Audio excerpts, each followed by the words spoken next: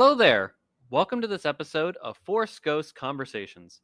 This is your host, Anthony King, and this week, along with special guest Silver, aka Star Wars Thrifting, we will be doing a deep dive into Indiana Jones and the Temple of Doom in anticipation for the release of Indiana Jones and the Dial of Destiny.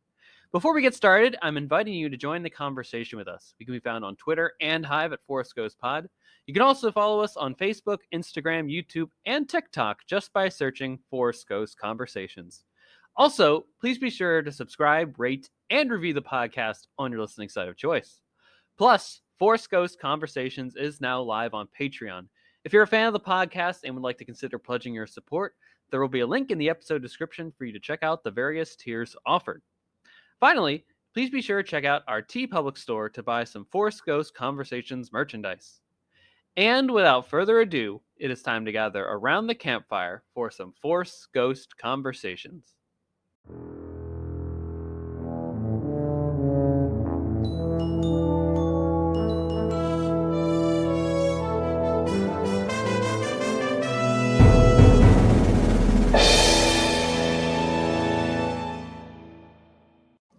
All right, everybody, welcome back to another incredible installment of Force Ghost Conversations. I can't wait to get to the other side of this section so that you can all hear our wonderful conversation with Silver, aka Star Wars Thrifting, I'm a big fan of what she does on Twitter. If you're not following her either on Twitter or Instagram, be sure to do so you can catch up with all of her adventures as she goes around to various flea markets and yard sales, finding wonderful items of Lucasfilm treasures, if you will, out in the wild, and preserving that and really just doing a great job collecting out in the world. And of course, to have her on to talk all about Indiana Jones and the Temple of Doom is a great treat. So I'm very excited for you all to listen to that wonderful conversation. But first, let's get through some Cloud City gossip, because there are some things that didn't get to talk about last week. Of course, I was out on vacation, but I hope that you all enjoyed our first installment of this Indiana Jones rewatch, deep dive, go through, etc., whatever you want to call it, as we make our way through to the Dial of Destiny release at the end of June, which of course where we're going to start at with our Cloud City gossip segment here. So we're now less than a month away from Indiana Jones and the Dial of Destiny. The final chapter of the Indiana Jones franchise will hit theaters on June 30, and tickets are now available. So make sure to get yours now so that you do not miss out on this cinematic experience. Additionally, all of the Indiana Jones films and the Young Indiana Jones Adventures television series are available on Disney+. So now is a great time to rewatch the films, or to watch them for the first time if you haven't, in anticipation of the new film. Of course, we will be covering each of them in anticipation of the next installment, which of course you're going to be listening to on the other side of this break here, or on the other side of this segment, I should say, with our discussion on Indiana Jones and the Temple of Doom. And of course, if you missed last week's episode about Raiders of the Lost Ark, be sure to do that. And as you can imagine, the next following weeks will be about Indiana Jones and the Last Crusade, as well as Indiana Jones and the Kingdom of the Crystal Skull. Also, our thoughts go out to Ray Stevenson and family, as the actor sadly passed away recently. Ray first joined the Star Wars galaxy as the voice of Gar Saxon in Star Wars Rebels, and he will also be prominently featured as the character Baylan Skoll in the upcoming Ahsoka series. So we look forward to celebrating his performance in the upcoming series, and I hope that he may rest in peace. And it's tragic to hear. Of course, saw that when I was out on vacation, and it's sad. But again, we look forward to really celebrating the performance, and can't wait to really just do a deep dive and celebrate that as we get closer to Ahsoka and get to see the series when it does come out later this year. And of course, folks, that is all that I had for Cloud City Gossip this week. On the other side of this short break, again, will be our wonderful, excellent conversation with Silver, aka Star Wars Thrifting, all about Indiana Jones and the Temple of Doom. Stay tuned.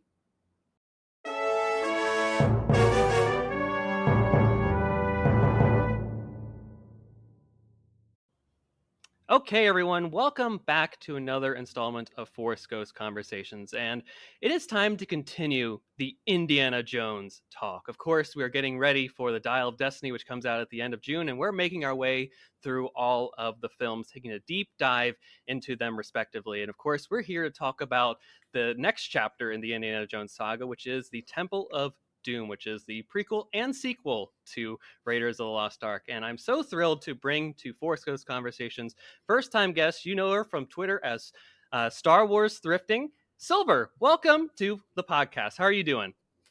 I'm doing well. Thank you so much for inviting me on. We were talking a little bit off air, and I was just saying that I have not been on a podcast as a guest to talk about Indiana Jones. So this is a first. So I'm really excited about it. So thanks for having me. You're welcome. First time, and I'm so thrilled to, be the first one to have you on to talk about Indiana Jones, and hope it's not the last time that you get on go on a podcast to talk Indiana Jones. So this is a very special time, of course, with the new movie coming out. And really, that's where I want to start, is with your journey with Indiana Jones, and particularly Temple of Doom, the film that we're going to be talking about today. So what was it like when you watched this movie for the first time? Had you seen Raiders first? Really set the scene for us. Yeah, so I did not watch Raiders first. Actually, it's so funny. I think I probably watched I was introduced to the franchise completely backwards. So the first time I've ever seen any Indiana Jones, it was The Last Crusade. So Oh, great. yeah, so I was born in 89 when Last Crusade came out, but I didn't watch it until later. Actually, it was at my grandparents' house. Okay. My grandfather, he speaks Spanish, so loves watching American movies, but they were dubbed in Spanish. Oh, okay. So I think the first time I laid my eyes on Indiana Jones was The Last Crusade. And I was probably around 7, 8.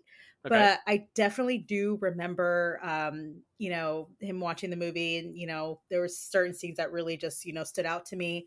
But it wasn't until later on that when I became such a big Star Wars fan during the prequels, when I just became so obsessed with George Lucas and Lucasfilm and what else did they do? And then realizing like, oh, wow, Han Solo also played Indiana Jones. And then it kind of just, snowballed into the fact. And that's when I started to really just just started watching these movies. So I think I watched Temple of Doom last, because I had seen Last Crusade. Then I watched Raiders of the Lost Ark, because that's the first one, and then I watched Temple of Doom. So it's kind of all over the place. Yeah, I went backwards. I saw the first one in Spanish the first time I seen it, so it was really just like all over the place. So that's the first time but I was able to appreciate it obviously a little bit later in life when me and my husband started dating. He wasn't a big Star Wars fan, but he said, "Hey, but I'm a big Indiana Jones fan." So that's when it was kind of like, oh, well, we kind of have our own, Lucasfilm, we have our own little trilogy that we love. But man, when Crystal Skull came out, that's when I got really, into the Indiana Jones fandom. But Temple of Doom is something that I still like to go back, and there's so many great parts and elements that I love so much about it. But yeah, I mean, it's really hard to really pinpoint. I feel like it just all becomes a blur, but that's kind of like the gist of it. Yeah, it wasn't like one specific moment, but that's kind of like my history with the indie franchise for sure. That's amazing. What a great journey with these films. And I think it works best for this franchise as opposed to other franchises to go in this kind of out of order way, because like as we know, like the format of these are these B movie action serials that you basically plop down in the middle of this adventure. And honestly, what happens beforehand is just interesting material to know going into the next one, right? You don't necessarily need to know the other ones in order to influence your watching of The Last Crusade, right? You would just know how awesome of a character Indiana Jones is, and that he had other adventures beforehand. But you can assume that for sure, even if you watch Temple of Doom and you're like, okay, this is 1935, it's a sequel to Raiders of the Lost Ark. You can tell already this isn't his first adventure either, which we'll see. I mean, frankly, now that I think about it, you actually do get to see the first adventure in The Last Crusade. So that actually Yeah, might you be the get. best place to start in a weird way. Yeah, it's so funny that you mentioned that, because it's true. I just really think like it doesn't matter when, at what point you watch it, you just kind of know. Like yeah, it's very serialized. This is the character. He has a cool fedora and a Hmm. whip. He has a passion for, archaeology and just, history, and this is all you need to know about the guy. And we're gonna go on it's adventure Yes, of, instead of adventure of the week, it's adventure of the movie. Like, it's a exactly. different adventure each time. So, but yeah, that's so funny. I didn't even think about that. Last Crusade. We are first time we're introduced to Indy's when he's, very young in the prologue of the movie. So that's really funny. But I think that's so great about these movies. Hmm. It's so accessible. Exactly. You can just kind of plop in. Like, my I took my friend, she saw Crystal Skull for the first time and she loved it. And she's like, I've never even seen, and It that's rocks. what's, yeah, and that's what's so exciting about Indiana Jones. It's it's just so accessible. The characters, fantastic, and that's what's going to be so exciting to see even more brand new Mhm. Indiana Jones fans step in when this Dial of Destiny comes out. For So, sure. It's going to be a yeah. great time. For me personally, I have also an interesting journey for how I came to know these films for sure as well. Um, so, listeners to last week's episode will know that I only watched Raiders of the Lost Ark for the first time. The first time I had been exposed to any Indiana Jones content at the age of 21. It was like a college present to myself when I had my birthday. Like later that month, I rented a DVD copy of Raiders from the library, and then I watched it. I've been a fan of Star Wars for sure up to that point, and I love Star Wars, everything about it. And I knew I wanted to watch Indiana Jones one day, but my mom had a weird rule against me watching certain films. It makes absolutely no sense what she like said I couldn't watch. Like I was allowed to watch Saving Private Ryan. I went to see rated R films in the theater, films that probably she probably was be like, what are we doing here? And then she'd have like this line in the sand against like Batman 89, Superman 78, Indiana Jones, Beetlejuice, like these great movies of the 80s pop culture that Yeah. even if you ask her today, I'll be like, why'd you do that? And she's like, I didn't do that. She'll just like Yeah. revisit history and like that didn't happen that way. I'm like, Yeah. okay, sure. I didn't watch it for no reason. Um, Yeah. so once I got into college and I was like, I'm an adult now. I can do whatever I want. I was like, I'm going to be courageous and watch these movies that I wasn't allowed to watch as a kid. So that's what I've been doing basically for my early 20s is rediscovering a lot of these classic films that I was not privy to as a child. So that's where I first started. And then, of course, for my graduation gift to myself, I bought the 4-disc Blu-ray set of the Indiana Jones Adventures to Yes. that point. So then I was 22 watching Temple of Doom, Last Crusade, and Kingdom of the Crystal Skull for the first time. So I think it was good that I had that, and especially had no knowledge of these films beforehand, Mhm. that I didn't have any like baggage associated with any of these films. So I just went from one to the other. I was like, that was great. That was great. That was great. Like I didn't Yeah. have like the whole like, people disliking Game of the Crystal Skull for whatever reason and all that stuff. I was like, this movie rocks. Why don't people not like it? Yeah. I love when you completely miss all the backlash of films. Absolutely. It's like I'm so glad was not around to hear any of it, because I think it's great. And yeah, I don't need anybody affecting the mood. um Exactly. yeah, that's so. And also I was gonna say, like, what I was like, I forgot. I used to love renting DVDs at libraries. It's Oh my like, gosh. It was a great way what a to time, like, right? oh my gosh. Let me tell you, it was a double feature that night too Yeah, of right both on. uh Raiders of the Lost Ark, and then I watched Blade Runner afterwards for the first time. Oh, awesome. Amazing. That is a solid double feature, That's the way to actually. spend a Saturday night in college, let me tell you. Yeah, no, that's a solid double feature right there. Actually, I might have to make some plans. That's a good one. That's a good. It's a great plan, let me tell you Yeah, what. two solid choices for sure. Yeah, what's so interesting about, because I feel like my aunt and uncle were the same way with certain movies. I know you're talking about your mom. Mhm.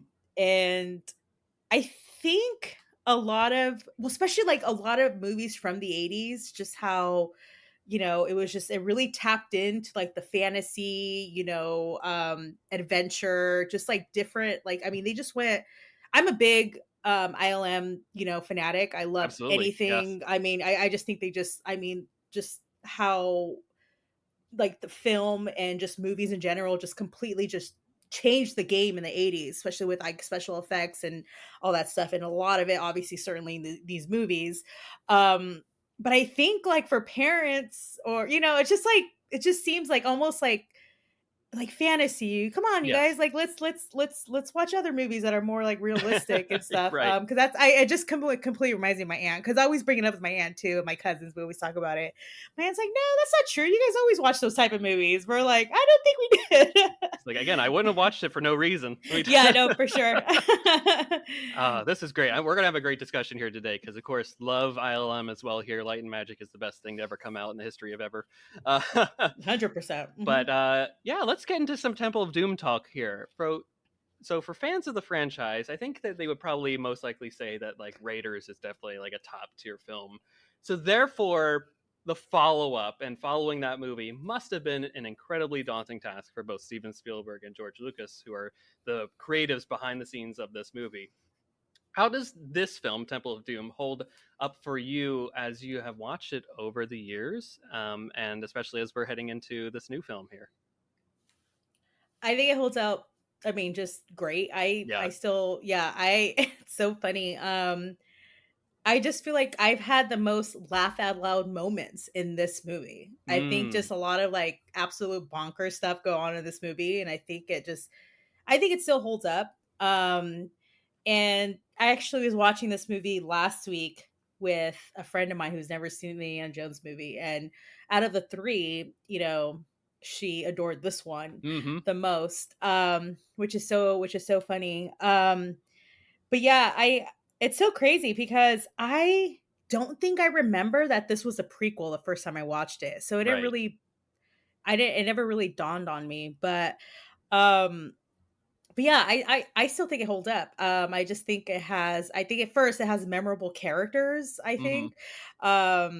And I think a lot of like action sequences are really memorable in this movie for sure. Oh, for sure. Um and I just, again, I think like for me, like just some of the best like laugh out loud moments, definitely. And I think again, we talked about earlier how these movies are just easily accessible. Um and I think what these movies do a really good job is just kind of like explaining, all right, Mm-hmm. this is kind of, here is, we're going to kind of just break it down, and this is kind of what we're after a little bit. And I think this movie does a really good job at that.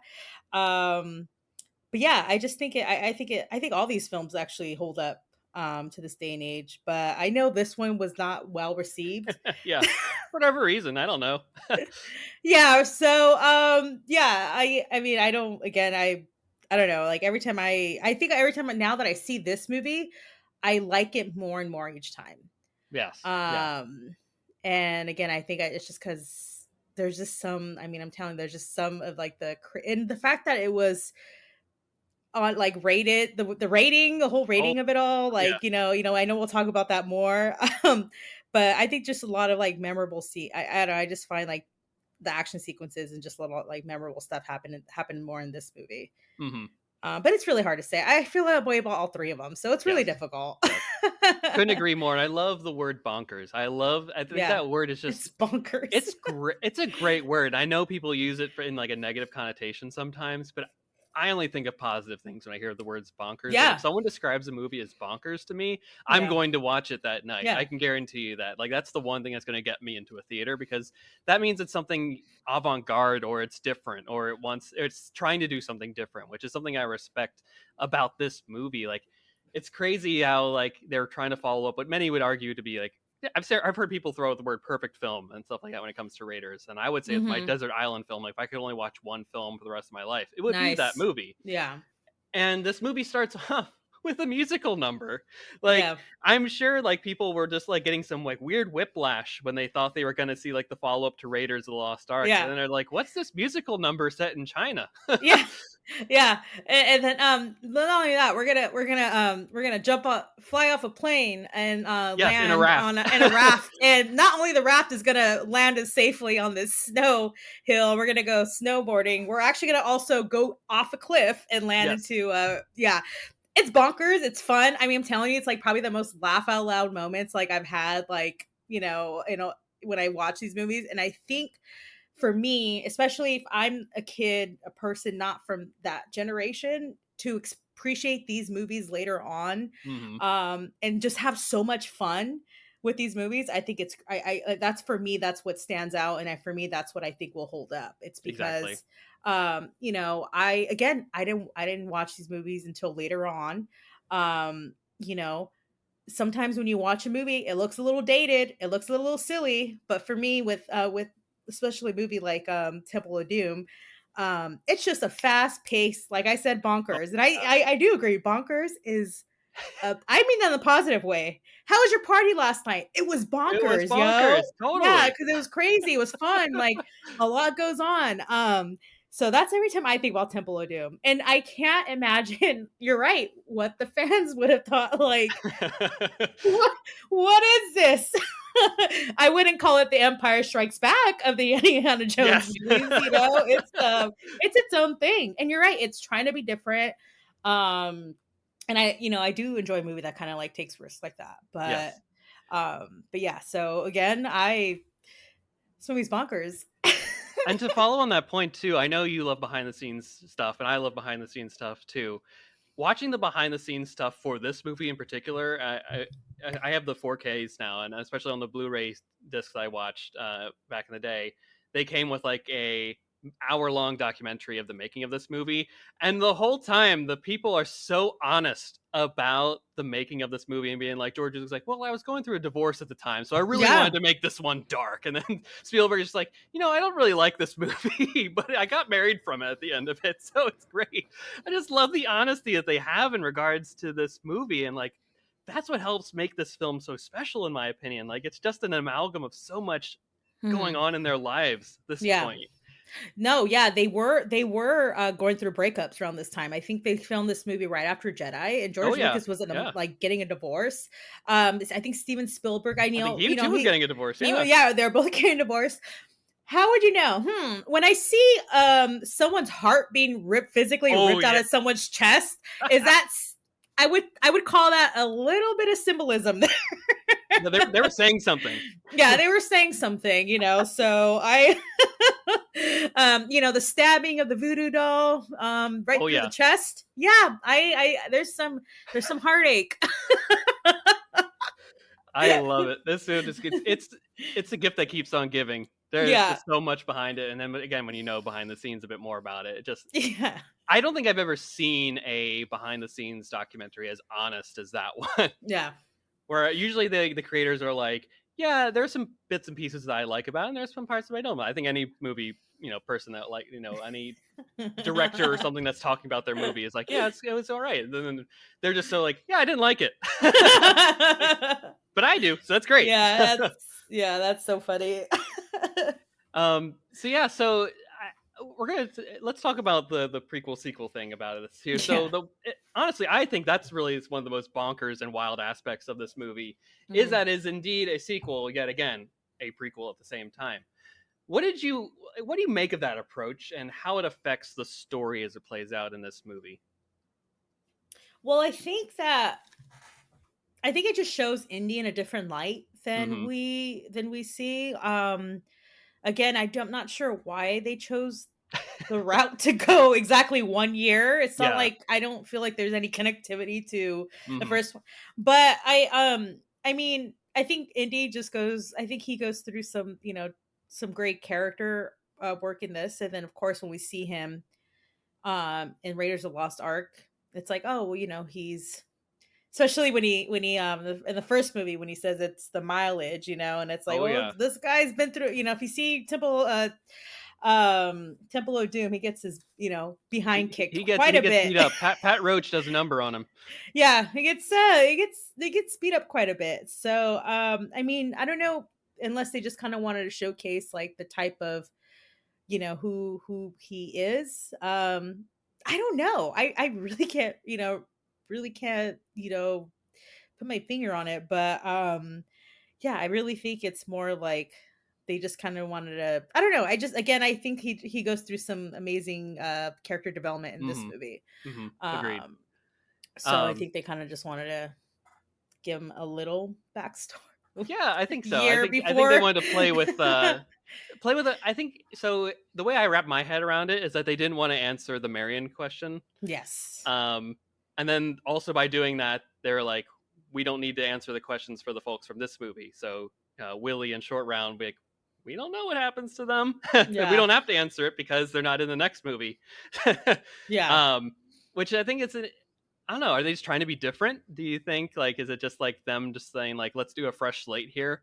Um, because of that, and they wanted to make it darker and not have to necessarily play off of the tropes that they set up for themselves in Raiders. I think so.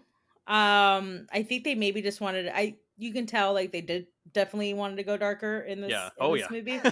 Um and maybe um they wanted to kind of step away from the setting the stage of the World War II, Yes. era. Yes. And they're like, hey, well, let's go to a different country, with all their folklore and legends and kind of, tap into that a little bit. Yeah. So maybe,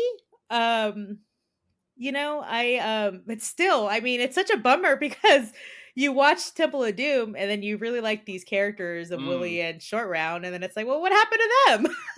I would love to know. Yeah, I would love to know too. Sign me up. Sign me up. Yeah, so it's again, I really found out until recently, put two and two together. It's like, wow, this was a really set a whole year before. So Yeah. yeah, it's kind of interesting. I, But maybe I think maybe they just kind of wanted to step away from, again, that maybe that era where kind mhm. of like what's not era, but like kind of like what's going on. And again, like, hey, like let's go to India and try try to tap into some other like legends and Absolutely. um yeah, so to make it a little bit more, I don't know, intense and Intense. Yeah. I like that. Yeah. I mean, yeah. it does for the character. I think putting him in this different setting, right? Hmm. That's how you really test a character, right? Yeah. Hmm. We know what he's going to be like. I get fighting Nazis and fighting in the Hmm. desert and all that stuff. So put him in Asia, put him in India. Let's see what happens there. It sets up a whole new Yeah. avenue of discourse for how this character can overcome great challenges and face these legends and help this village out at the end of the day and get the Yeah. Sankara stones back. Hmm. Um, and I would think say too, like this movie is so fantastical in a way, probably more so than all the other films, which again have their own elements of fantasy to them, but like voodoo, Oh, hearts yeah. being pulled out, like literally Hmm. people being burned at the taken Yeah. down and burned. Like Yeah. it's again, it's bonkers. It's bonkers. Yeah. Um, It's crazy, and I think we're gonna talk about that rating. oh yeah, oh yeah. Yeah. Yeah, it is crazy. It's definitely a different setting. I think that's what caused a lot of like the backlash, Hmm. which is like, hey, well, this is not the Indiana Jones I know. This is not the story, Yeah. like this, or not the story. This is not how I'm used to it. Or, I think people when they, you put a character in a different setting, it's like, this is not what he does Hmm. type Hmm. deal. I think that can kind of really, that's kind of what causes some backlash and stuff like Yeah. that. So I think a lot of the art, I think a lot of the reception had to do with that too. But hey, there's a lot of places all over the world Hmm. Agreed. that Agreed. have, that need a hero like Indiana Jones. Yeah. So, it doesn't always have to be set in World War II. There's other Absolutely. wars going all over the world. So, he may, they may need a hand over there. So Exactly. To my dying day, I will fight the criticism that Indiana Jones only works when he's fighting Nazis. Nope. yeah, I know. He can do whatever he wants. He's a We need hero. him. We need him. We need him everywhere. We need him now. You know what I'm saying? Like, Got that right. That's right. Before we move on to our next questions, keeping to the concept of prequel sequel, I know you're a collector of VHSs. Do you have the version of the VHS for this movie that is like when they have the chapters? I think when they released the Young Indiana Jones Chronicles, they did like a set. And it's like yes, chapter 1, chapter 2, chapter 3, yes, and Temple is like 35, chapter 35, and then Raiders is yes, 36 to make it yeah. in line with the timeline. It's so bonkers. I'm telling you, it's like it's so confusing. But yeah, I think it's so funny. Lucasfilm and their they got a chapter Yeah. episode everything. It's Yep. great. It's totally George. It is like we Like need do chapters. one, go Yeah, back, go forward again, go yeah. back again. I love it. They'll figure it out eventually. We'll figure it out. Canon schmanon, it'll work itself Yeah. out. It'll all Yeah, come into place.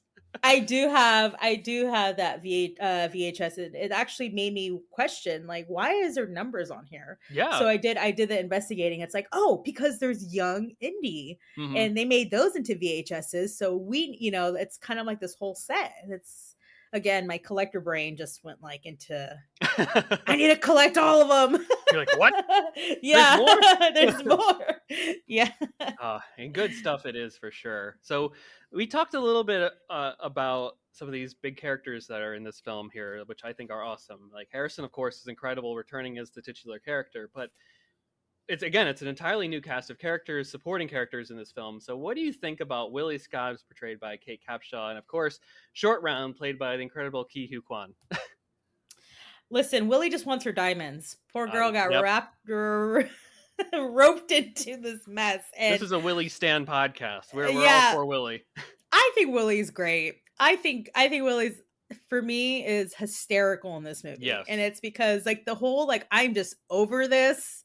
I mean, I can relate, girl. I can relate. wouldn't? Sometimes you're just roped into a mess and you're just like, gosh, I just want to go home. It's the most realistic person of these entire films. 100%, because the things that they're doing aren't normal. It's like how Who else wants would to be in a room of bugs? How else would you respond? How else would anybody react? And I think Kate Capshaw does a great job at just like portraying someone who's just completely over it and out of her element. Oh my god, out of her element, over it. But I just love like the fact that with these three go through, like the fact that they just Short Round and Indy already had like that friendship, but the way all three of them kind of like end up looking out for each other, I think it's that's what makes this movie adorable and fantastic, is just seeing the friendship just blossom between them three, and how she was originally just like, oh, I guess we're stuck with her.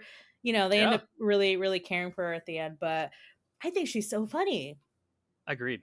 I think for me, she just adds that comic, like the comic relief into this movie, because like we talked about it. I mean, this movie is just bonkers, and there's a lot of things going on at a million miles an hour, and you just see that you need a relatable character. Oh my gosh, totally relatable. Even down to, I think, is the most dated part of this movie, which is her hair, which is so 80s. Yeah, it's not 1935 hair whatsoever. But sign me up. I mean, come on now. I think people like lighten up a little bit when it comes to this movie. Like they want to be so serious about these franchises and stuff like that, when literally Tote in one scene of Raiders of the Lost Ark is just a hat on a stick. Yep. Like, come on, let Willie be. Let her be. She's fine. Yeah. She's wonderful. I thought I never had a problem with Willie. I thought, again, she just added, just like that dynamic between these characters. I think they really work so well with each other. I did not once find her annoying. I thought she was, again, just very relatable. And it's like, I feel it. Sometimes you're just like, what is this? I'm over it. I want to go home. No, I'm not going to eat that. No, I'm not going to wear that. No, I'm not going to sit on that. It's like, I get it. But no, I think, and completely different from Marion, obviously. Absolutely. So I had to make it a little different. Yeah. Yeah. I kind of had to, so, and I get, I'm sure a lot of fans were just like, hey, like, this is not our girl. Like, what's happening here? So I understand the disappointment, but man, every time she was on screen, she was funny. Agreed. She's awesome. Yeah. Did you have any thoughts about Short Round in this movie too, before we move on? You know what, Short Round is really,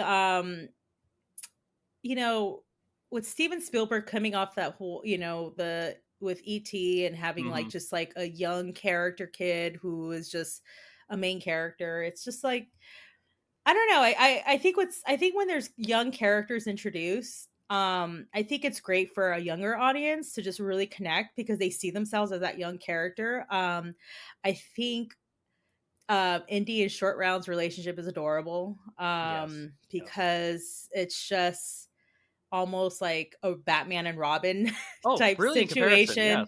Yes. And the fact how, we know like a little bit of Short Round's backstory and, Hmm. what happened to his parents and how Indy kind of, but also just shows like just the type of person Indiana Jones is. Like, he took this kid under his wing and he sees him as a whole person, not just some, kid that's following him around. He sees Mm. him as someone who is equal as him and can help them out. He's driving a car for goodness sake, and he counts him to be the getaway driver. I Hey, mean, if no you're time not, for love, Dr. Jones. yeah, exactly. I think Short Round is great, but also I think it just shows like this very soft side to Indy. When having a character like Short Round. Yeah. Which we do need our heroes to kind of show their little soft underbelly sometimes, and I just thought again, I think what I like the most about this movie is the journey that these three take, and kind of like this big friendship bond that they get, and that's why I'm upset that we don't know what happens to either of them after this movie. Well, you know what? Fresh, fertile ground for future stories. Yep, 100%. Yep. I'm pulling for the Short Round movie. Yes, same here, same here. But yeah, I think he's great, and I think again, he's just maybe because when I saw these movies, I was a little bit younger. You just tend to kind of relate to the younger character of the bunch. So I enjoyed him. I thought, I think he's great, and just so happy for the actor getting all the love and praise that he's getting now. Finally. I mean, this is just this is a great year, and but yeah, I think again, like I said, the relationship between the three characters are probably like my favorite element of the movie for sure. Absolutely, the big three carry this movie so well. Yes.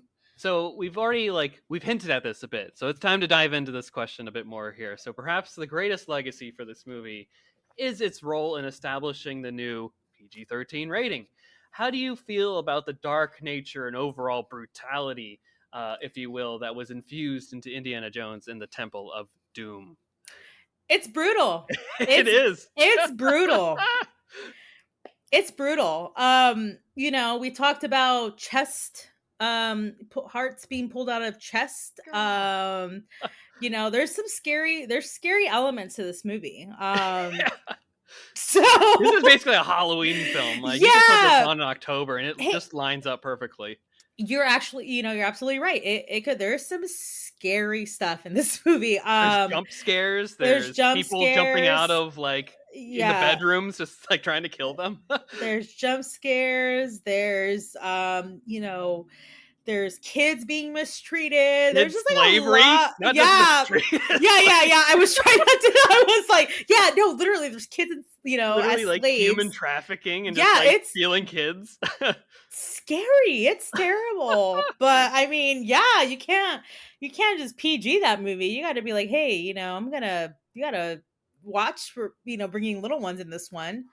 No, I'm glad this is, if anything, that during this time when they're making ratings, this is actually the perfect movie to be hey, this is a PG-13 movie. So you're like, yeah, we need something be in between PG and R here. Like, this is pushing the limits, guys. Yeah, 100%. Yeah. So definitely, yeah. I mean, if it was gonna be any other Indiana Jones movie, definitely Temple of Doom deserves that PG-13 rating. Absolutely.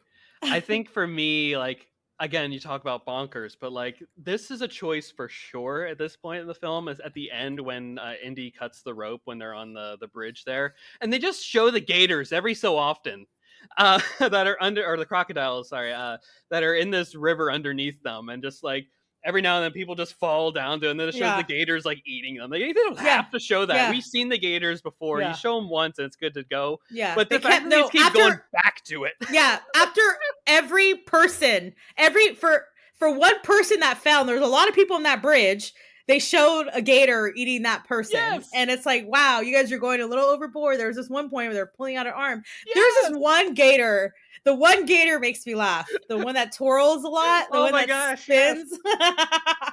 I'm telling you, This is why there's still a lot of laugh out loud Like, I moments. laugh at that point, but, Yeah. like, as a kid, if I was 5 watching No, this you're thinking it's a terrified. PG film, I'd be like, Yeah. "Oh my god, I'm gonna die. Yeah. Never. I'm not gonna get in water ever again. It's not Yeah. safe being a kid. Yeah. Don't That's be a it. kid." That's it. My childhood is over, you know? Yeah, that's it. It's done. One of my favorite things online is, like, hearing people that saw this as a kid in the theater and just, like, hearing their horror stories of watching it and then hearing about, like, how their parents, like, yelled at them for watching it, or, like, Yeah. their parents yelled at, say, like, the father and son, like, the mom yells at the dad for, like, the nightmares that the kid's having. He's like, "I didn't know. It was a Yeah. PG film. It was Indiana Jones. I don't know." Yeah. It's so funny because the parents had no idea, you know, like this is Yeah. like it's the first time they're like, I don't know what PG-13 means, you know, it's fine. I'm just gonna take my kid. And then yeah, they're like traumatized. There's this funny a video on YouTube where there's a newscaster interviewing kids who Mm. just watched the Alien movie for the first Oh, time. nice. And they're you know, was this a scary movie? The kids like traumatized, and their parents like, I had no idea, it was Don't gonna blame be this. me. Yeah, I just wanted to go see a movie. We were having fun. Yeah, I know. Yeah, so good on them for the rating, but yeah, it's pretty gnarly. It is brutal. I'm a big fan of heavy metal, and Mhm. I use the term like "that's metal" as like an endearing term Yeah, when something is very brutal too. And my first viewing, I was like, "Man, this is the most metal movie of all time." yeah, for Parts sure. are getting ripped out. Yeah, People are hearts getting get eaten by crocodiles. yeah.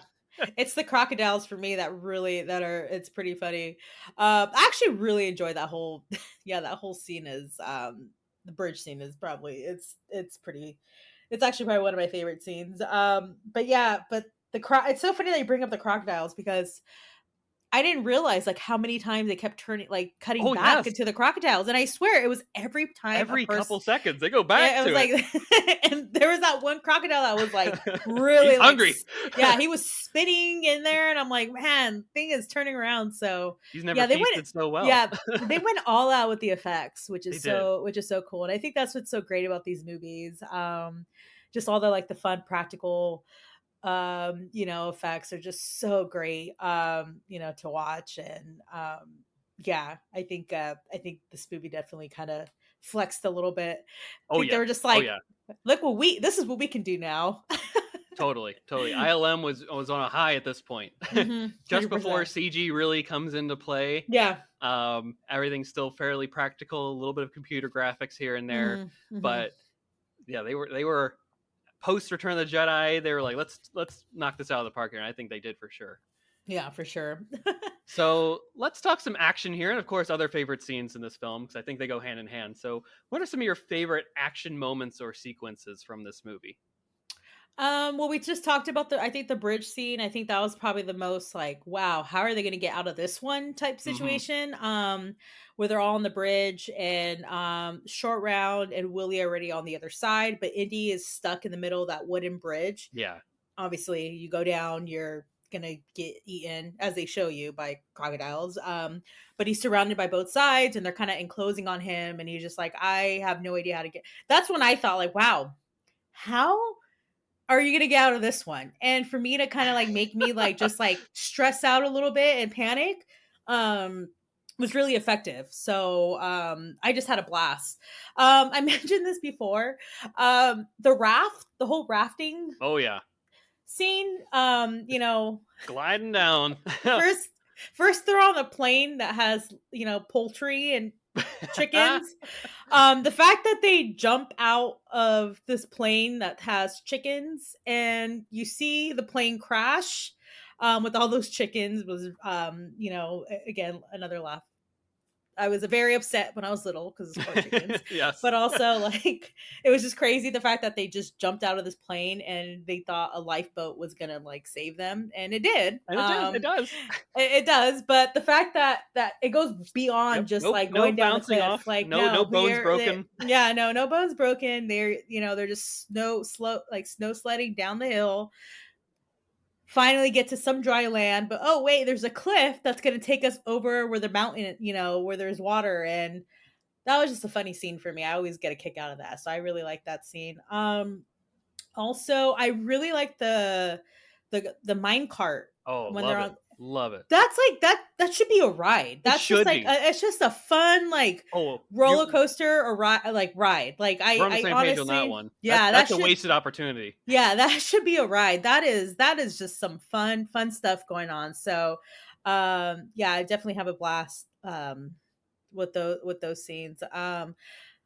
So those are like my favorite action scenes. I do have a favorite scene. I really love at the end after Indy's out of his trance and um him and Short Round like kind of have that hug. I think that's just so like Mm, sweet after he yeah, was just like telling him like you're my best friend. And I don't know, just probably like just like some of like the good heart stuff right there. And again, it just shows us a different like softer side to Indy that I really love. totally.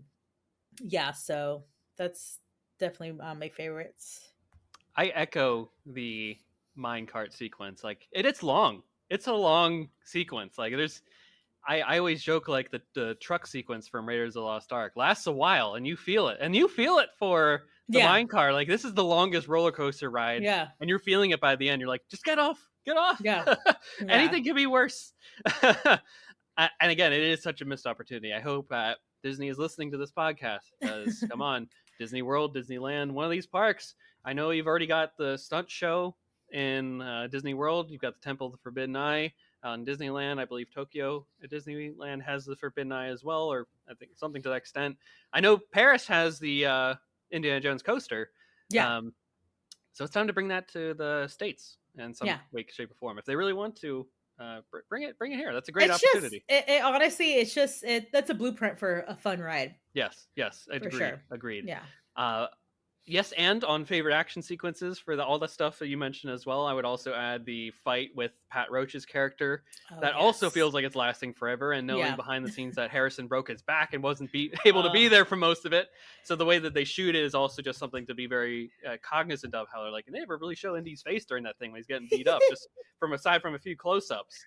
I think that's a really, really great sequence. And of course, I love the opening action sequence with past the musical number, Anything Goes, especially when the one guy's shooting the Thompson machine gun at the gong and he's just laughing the entire time.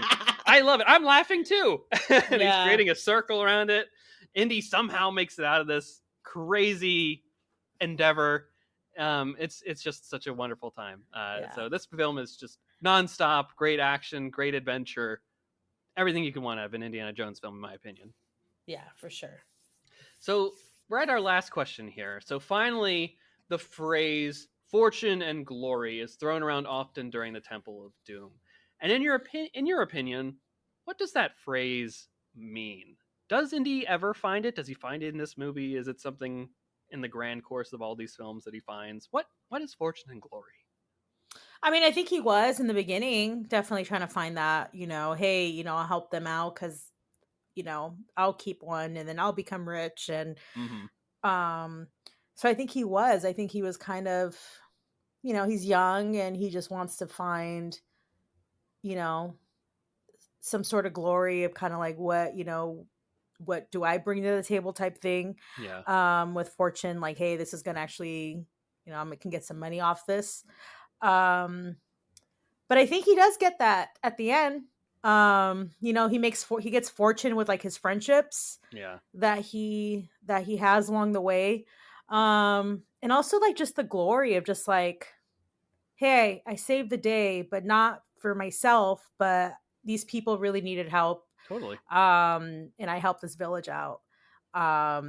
Reunite parents with their kids. So I think he was able to get that. I think in the beginning it was more like me. Mm-hmm. But in turn at the end, he got something a little bit more valuable. Yes, agreed. And that sets up really the arc for the character over the course of the next couple of films too. Mm-hmm. And if I can yes and X, I think that's a really brilliant point that you bring up there. Like the fortune is the friendship along the way, and the glory is helping this town out. So he's a hero to them. He's the hero that they were asking for to help save the day. And when you think about it, he always turns away from the MacGuffin, what it is at the end of the day, and he finds a little bit of glory and fortune in the friendships and the people around him. But at the end of the day, I think it's like his dad. That's really the ultimate thing that he's searching for. He's doing all this archaeological work, and at the end, he finally gets it. Yeah. that relationship with his dad. And then, of course, in King of the Crystal Skull, once his dad is gone, he's able to replace that with his family, right? Marion and Mutt, Yeah. which is Yes, great. no. Yeah. I think so too. And I think that's so relatable for, everyone else, for all of us actually. Um and yeah, I think that's what I can't wait to go watch Chris that I'm like, I just started I have like about 20 minutes left of Last Crusade for my rewatch, so I'm gonna Oh, go check that brilliant. out. Yeah. But yeah, no, I completely agree. And I think that's what makes these movies so great too. Um, was just for all of that. So Excellent. Well, thank you so much for coming on the podcast today, Silver. Where can the people find you online if they want to connect, chat, find out more about your thrifting adventures, or talk Indiana Jones, Star Wars, well, all that stuff? Where can the fine folks find you online? yes, you guys can find me. Thanks again for having me, and allowing me to talk about this bonkers movie. It's so much fun. But yes, you can find me on the internet on Instagram, Twitter, at Star Wars Thrifting. There you'll see me post my silliness of, in search of building my Star Wars collection by going through to thrift stores, flea markets, and all that fun stuff. But yeah, DMs are always open. I love talking about Star Wars. I love talking about Indiana Jones. I love talking about, anything. I just love making new friends. So thank you so much. You guys can find me there. Oh, absolutely. And I wouldn't say silliness at all. You're finding fortune and glory out there, if you ask me. I mean, I'm always looking for the fun stuff that you find, and I'm just like, this is awesome. How in the world does this exist? We need more of Yeah. this in the world. Thank you for basically collecting and preserving this stuff. You're an archaeologist out there finding these great treasures out there. Oh yes. I gotta tap into my inner indie somehow. Yes, yes. You're basically indie out there in the flea markets finding the lost treasures of the world. 100%. Yes. That is so I didn't even think about that. Now that I think about that, that's awesome.